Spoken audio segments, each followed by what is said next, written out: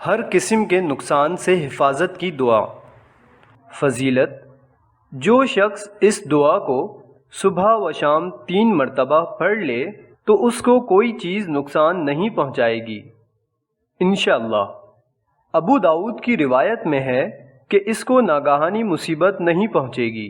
بسم اللہ الذی لا یضر مع اسمہ شیء فی الارض ولا فی السماء وهو السمیع العلیم۔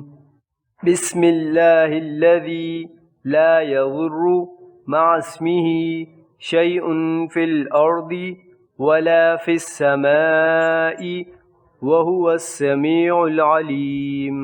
ترجمہ: شروع کرتا ہوں اللہ کے نام سے، وہ ذات جس کے نام کے ساتھ کوئی چیز زمین میں اور آسمان میں نقصان نہیں دے سکتی، اور وہ سننے والا اور جاننے والا ہے۔ سنن ابو داؤد 5088۔